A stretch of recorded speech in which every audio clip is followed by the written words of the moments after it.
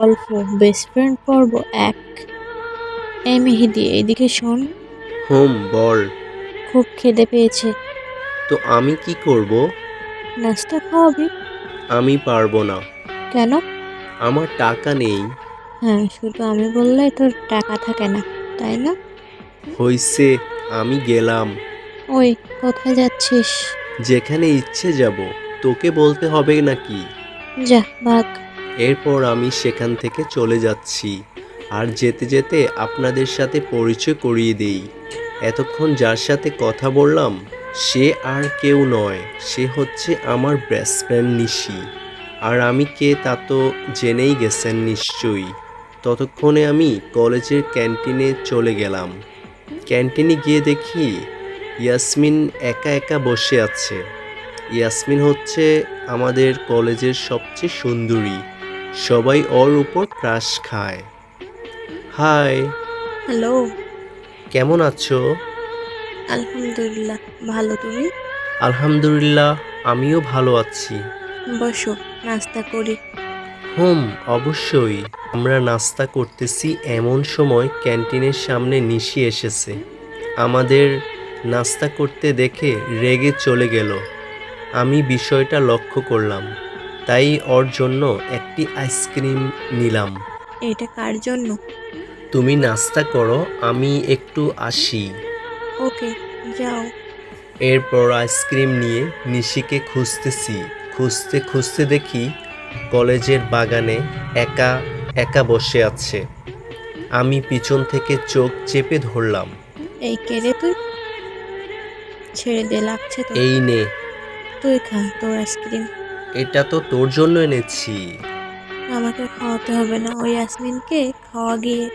আরে তুই শুধু শুধু রাগ করছিস। আমি ক্যান্টিনে তোর জন্য আইসক্রিম আনতে গিয়েছিলাম।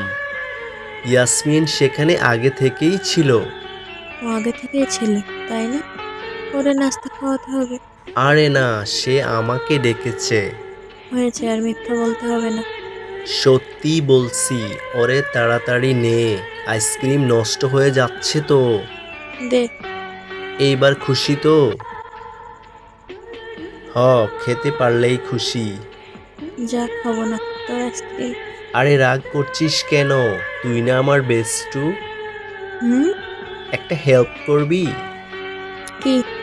ইয়াসমিনের সাথে একটু লাইন করিয়ে দিবি? আহ, আমি পারবো না। কেন কেন? তোর কাজ তুই কর, আমি গেলাম। প্লিজ। হবে না। এই বলে নিশি একটা হাসি দিয়ে চলে গেল। আমি বোকার মতো বসে রইলাম। কিছুক্ষণ পর জসিম এসে বলল, কিরে, এখানে কি করিস?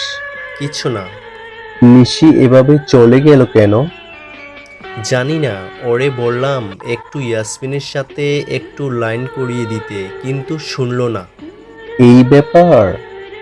রে। আচ্ছা চল, ক্লাসে যাই। চল। এরপর ক্লাসে গেলাম। ক্লাস শুরু হলো। কেমন আছো সবাই? ভালো স্যার, আপনি? আলহামদুলিল্লাহ ভালো। নিশি তুমি দাঁড়াও। জি স্যার। এরপর নিশি সহ কয়েকজন থেকে পড়া নিল। ক্লাস শেষ করে সবাই আড্ডা দিচ্ছিলাম। কিরে মাম্মা, তুই নাকি ইয়াসমিনের প্রেমে পড়ে গেছিস? তোকে কে বললো এইসব ফালতু কথা? ওই আকাশ। ওই মেহেদি, বল। এদিকে শোন। দাঁড়া, আসতেছি। উত্তর না দিয়ে যাচ্ছিস কোথায়? আমি চলে যাচ্ছি।